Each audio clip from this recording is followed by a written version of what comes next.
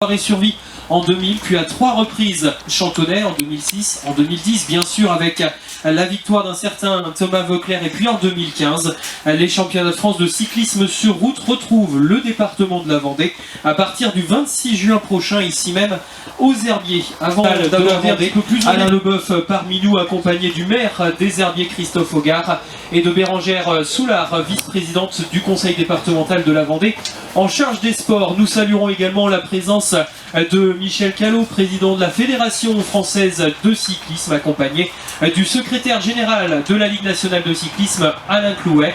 Et puis bien sûr à ma gauche, nous saluerons celle qui a eu l'honneur de porter tout au long de la saison le maillot donc tricolore, elle qui s'était illustrée sur les routes de Saint-Martin-de-Landelle en juin dernier. Et bien Sarah Pop est à nos côtés aujourd'hui, accompagnée de Paul Brousse, le sélectionneur de l'équipe de France féminine de cyclisme sur route, et puis celui qui a eu le privilège de participer à 4 Tours de France, membre de la formation vendéenne Total Énergie depuis 2016.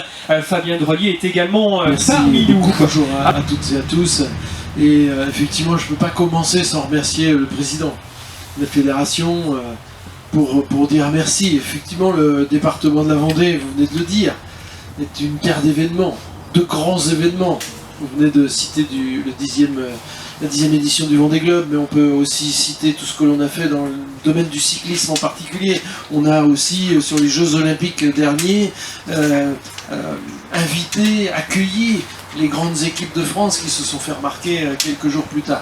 Donc oui, c'est une terre d'événements, de grands événements. Et puis, vous savez, ici, le cyclisme est presque dans le sang des Vendéens, j'ai envie de dire, avec une habitude de prendre soin de ceux qui nous font notre admiration, j'ai envie de dire, depuis les plus jeunes générations jusqu'aux plus expérimentés. Vous avez parlé de Thomas Voeckler en introduction, on pourrait citer aussi notre Jean René Bernaudot, qui a aussi cette merveilleuse équipe Total Énergie depuis tant d'années sur notre territoire. Mais c'est aussi toute cette pyramide, comme on le dit souvent avec les collègues élus et Bérengère en particulier, cette pyramide du cyclisme depuis le plus jeune âge, comme je viens de le dire, en passant par le Krebs, en parlant aussi de Vendée U, et puis bien évidemment Total Énergie. Donc on a une terre ici qui était apte et qui était tout à fait privilégiée, j'ai envie de dire, pour accueillir ce grand championnat de France qui fait notre admiration. Mais pour qu'on puisse réussir ce championnat de France ici, il y a un contexte. Monsieur le Président, le contexte, vous ne pouviez pas trouver mieux ici que là. Sur la Vendée, on avait plein de merveilleux paysages en fait à offrir aux téléspectateurs, à offrir aussi à tous ceux qui vont venir suivre ces grandes championnes et ces grands champions. Mais il y a un point particulièrement stratégique pour la Vendée. Tous les Français connaissent le Mont Blanc. Il n'y a pas un Vendéen qui ne connaît pas le Mont des Alouettes. Christophe.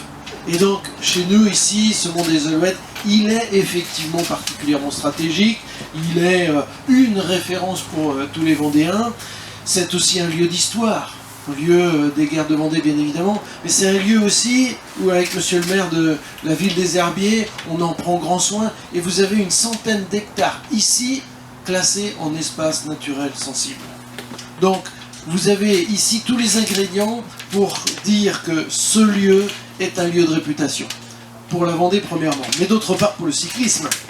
Et bien là, on va voir combien justement ces champions vont pouvoir s'exprimer avec la difficulté d'une montée ici de plus de 2 km. Et ces nombreux tours qui vont se faire autour du Mont des Alouettes, avec encore une fois ce paysage de bocage, bien évidemment, mais aussi la difficulté du parcours. Et on pensait qu'il y avait justement les deux avantages de ce choix stratégique du Mont des Alouettes, un choix qui tient au cœur des Vendéens, au double cœur des Vendéens, j'ai envie de dire, et puis bien sûr qui va permettre une expression des sportifs qui va être, je pense, qui va rester dans les annales, effectivement, le vélo, c'est une politique aussi qu'avec les collègues conseillers départementaux, on est en train d'essayer de continuer à engager. Vous avez le vélotourisme depuis très très nombreuses années en Vendée. Vous avez plus de 2000 km de pistes cyclables plutôt à but touristique. Mais nous voyons aussi combien toutes les générations aujourd'hui font du vélo. J'ai parlé des jeunes tout à l'heure, mais je peux parler aussi des quarantenaires. Quand on arrête le foot, quand on arrête le basket, on a envie de continuer à s'entretenir. Puis quand on arrive à la retraite, on a aussi envie de s'entretenir et on fait du vélo.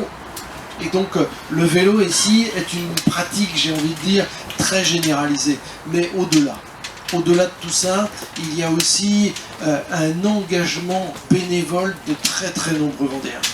Et Christophe pourra le redire tout à l'heure, avec Bérangère, lorsqu'on a fait appel au bénévolat pour dire attention, il y a un grand événement qui va s'organiser ici sur notre territoire départemental, eh bien les bénévoles vendéens répondent présents au même titre que tout à l'heure vous l'avez dit sur le Vendée Globe. Donc nous sommes vraiment une terre où des organisations massives comme celle-ci peuvent avoir lieu.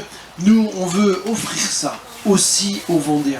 Au-delà de ce que je viens de dire, de ceux qui pratiquent le vélo au quotidien, c'est une récompense quelque part aux bénévoles premièrement. C'est aussi montrer à ces jeunes ce que peut devenir un jeune sportif qui monte les échelons au fur et à mesure. Et très naturellement, j'ai envie de dire, c'est aussi offrir à toutes ces familles, à tous ces amoureux du vélo, qui ne sont pas obligatoirement qui pratiquent obligatoirement, mais qui ont envie d'être admiratifs. Quand des sportifs comme ceux que vous avez ici sont en train de se dépenser, sont en train de se surpasser, c'est tout ça que nous allons vivre, non pas, Monsieur le Président, avec un cœur qui bat, mais avec un double cœur qui bat. Vous allez voir, ça va être une merveille. Vous savez toutes et tous, et saluer tout particulièrement ceux qui sont autour de ces tables, et puis bien sûr Monsieur le Président, que je vais remercier d'avoir sélectionné aussi la ville des Herbiers en candidature commune avec le département, mon cher Alain. Merci à tous les deux de nous faire confiance. Pour nous, les championnats de France de cyclisme, c'est d'abord une fierté, voilà, une fierté pour les élus. Alors je salue, j'ai une brochette d'élus devant, notamment Jean-Marie Grimaud et puis Stéphane Reynaud qui sont l'un et l'autre. C'est Monsieur Vélo, on a un élu au vélo, alors, et puis un Monsieur Grand Événement qui est là, en excusant notamment la Tante au Sport qui ne pouvait pas être présente aujourd'hui, puis Madame le maire de Saint-Paul, voilà, qui est passionné de vélo également. Donc on est évidemment, c'est un élément de fierté pour nous. Et puis bien sûr, je salue Guy Gourou qui préside le comité de tous les bénévoles qui est là et qui évidemment, pour qui c'est une fierté aussi de pouvoir organiser le championnat de France de cyclisme. Donc c'était évidemment très attendu et pour nous, c'est d'abord une fierté. Et puis c'est un défi d'organisation. Alors on est un département d'événements, on aime beaucoup ça, le Vendée Globe, etc. Et aux Herbiers, on a aussi nos grands événements, et parmi lesquels on a bien sûr le chrono, la parade, etc. Et donc en fait on est habitué, nous, à organiser des grands événements où on a 10, 15, 20 000 personnes sans trop de difficultés. Là c'est un petit défi quand même, puisqu'on va accueillir peut-être 2, 3 fois plus, 4 fois plus. On verra bien, en tout cas on sait que le succès sera au rendez-vous. En tout cas il faut accueillir de manière digne et agréable, et que tout le monde reste évidemment, garde un bon souvenir de ces championnats de France. Donc voilà, on est avec toutes les équipes techniques de la ville, avec les bénévoles. On a Bérangère était donc vice-présidente en charge du sport, conseillère départementale du canton des Herbiers avec moi. On était à une réunion avec les bénévoles il y a peu de temps, il y en a 600, il y en a plus de 450 qui étaient là ce soir-là, c'est très attendu, tout le monde est dans les starting blocks, donc voilà, mais c'est un vrai défi en termes d'organisation. Et puis, pour être tout à fait franc, c'est aussi une belle opportunité pour nous, puisque le vélo, c'est d'abord un sport extrêmement populaire. Ça veut dire 4 jours où la France, et même l'extérieur, vont vraiment avoir les yeux braqués sur la Vendée, sur les Herbiers, sur le vélo. Et donc, c'est l'occasion aussi de continuer à faire rayonner la ville des Herbiers. On est un territoire clairement sportif. Tout le monde connaît le foot, mais c'est très important que tout le monde connaisse le foot. Permettez-moi d'abord de saluer nos hôtes, Monsieur le Président, auquel j'associe Madame la Vice-Présidente, Monsieur le maire, bien évidemment, des Herbiers. Je voudrais saluer également tous les représentants des forces vives du cyclisme ici en Vendée, plus largement dans les Pays de la Loire, avec le président du comité régional, la Ligue avec le secrétaire général Alain Clouet, et puis nos sportives et nos sportifs avec un de nos sélectionneurs de l'équipe de France. C'est tout ça qui forme une dynamique autour du championnat de France. Et Le point clé ici, je crois, en Vendée, aux herbiers, et on a eu l'occasion depuis quelques mois, l'année dernière déjà, de beaucoup échanger dans l'approche, la perspective de championnat de France. Moi, il y a un mot qui ressort de tous les autres peut-être par rapport à tout ce que vous m'avez décrit de ce magnifique territoire, c'est le mot passion. On sent qu'ici les choses ne se font pas au hasard, elles se font dans la détermination, mais également dans la passion du travail bien fait, vous me l'avez expliqué, et de très belle manière. Et puis elles se font également dans la passion parce qu'on veut faire vibrer ce tissu associatif, on veut faire vibrer la population autour d'événements, de choses qui soient porteuses de sens et porteuses d'émotions. Je crois que là on se croise parfaitement avec le championnat de France de cyclisme sur route, maintenant dans une version tout à fait paritaire, on aura l'occasion de le voir, mais qui permet de traduire l'expression la plus forte qu'on puisse avoir entre Françaises et Français de notre beau sport, et un sport qui, comme vous ici en Vendée, puise ses traditions dans maintenant un bon siècle et demi d'histoire derrière lui. Et je suis très très heureux qu'on ait pu effectivement s'entendre, trouver des conditions pour pouvoir amener notre championnat de France sur vos terres de Vendée et sur les terres des herbiers ici au Mont des Alouettes, dans un lieu, alors ça je le dis quand même, je pense que c'est la première fois qu'on fait une conférence de presse des championnats de France dans un lieu aussi atypique et aussi représentatif finalement de ce que seront les championnats de France et votre territoire. Donc un grand merci pour votre accueil et pour cette comme je le disais tout à l'heure, le championnat de France va s'étirer sur plusieurs jours parce qu'il va associer deux disciplines du cyclisme sur route, le contre-la-montre, ça sera une journée, la première journée, et puis ensuite on aura les épreuves en ligne qui vont concerner à la fois le monde amateur et le monde professionnel, si bien qu'on arrive au bout du compte à délivrer 8 titres de championne et de champion de France dans ce temps-là, ce qui montre la densité de l'événement, surtout qu'on y ajoute un certain nombre d'autres activités sur lesquelles je reviendrai, parce qu'aujourd'hui, pour notre fédération, c'est important aussi de s'intéresser à d'autres formes de pratiques, un peu moins élitistes que celles de nos athlètes ici présents, mais qui sont tout aussi importantes, et vous l'avez dit, d'ailleurs dans la dynamique du territoire. Quand on regarde la volumétrie de cet événement, elle se traduit effectivement par les chiffres que vous avez sous les yeux, mais en particulier le nombre de coureurs. Ce sont plus de 600 athlètes qui vont prendre le départ des différents championnats de France. Tous représentent la pointe de leur sport, chacun dans leur catégorie évidemment. Et puis on voit la mobilisation. Alors je sais que le chiffre de bénévoles ici est très sous-évalué, vous en êtes déjà plus du double, donc on sera là aussi sans doute sur des records par rapport à ce qu'on a l'habitude de faire.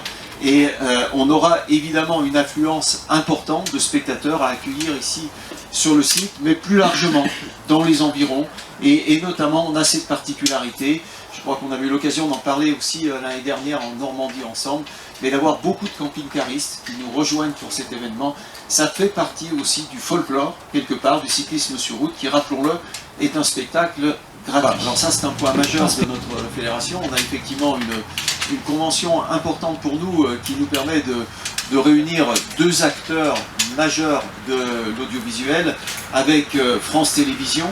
Et France Télévisions présente l'avantage évidemment d'être une chaîne gratuite, une chaîne nationale qui nous permet de mobiliser une audience, notamment sur le week-end, très importante. Et puis d'y associer Eurosport. Eurosport, c'est une chaîne spécialisée. Donc il y a un petit peu moins d'audience évidemment puisque c'est réservé à ses abonnés.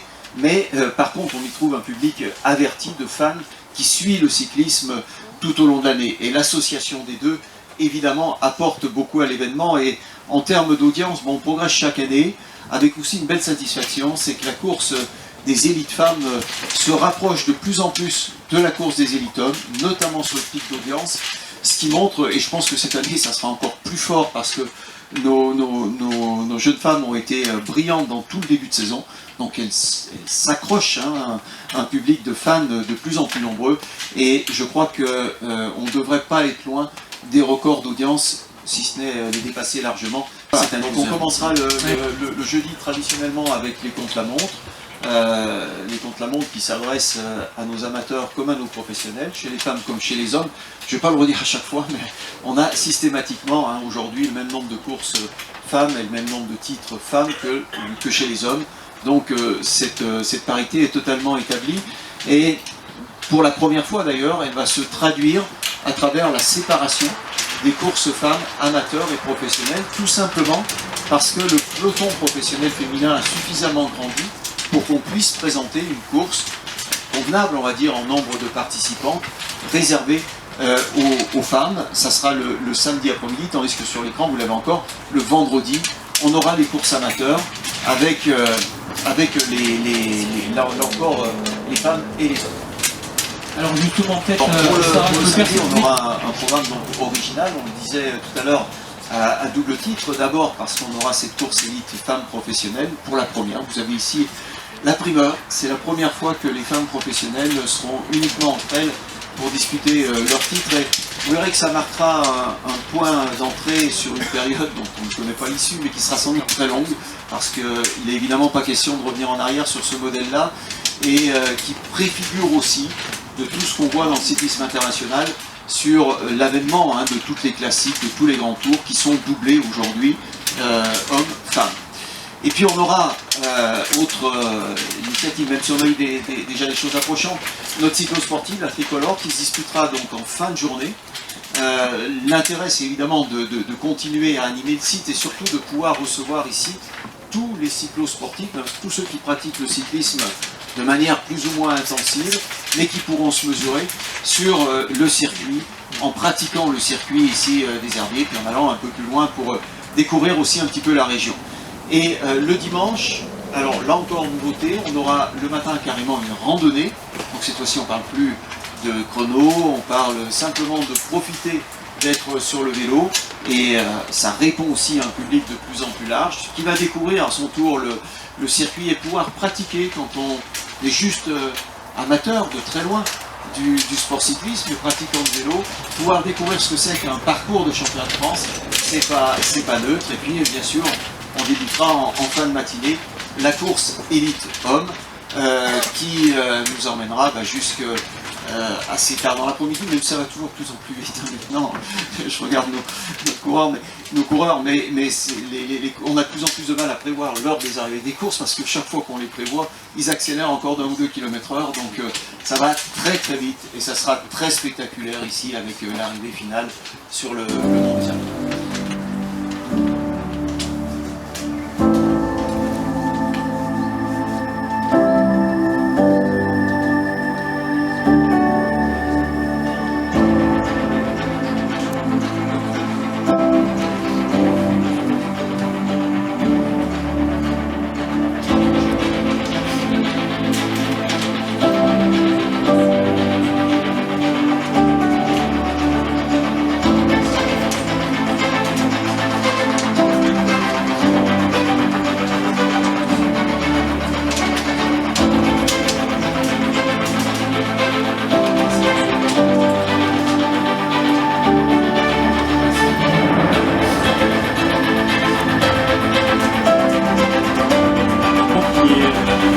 Très difficile, on l'a vu sur vos images, 400 mètres de dénivelé positif sur 26 km 500, c'est pas rien, ça va faire mal aux jambes.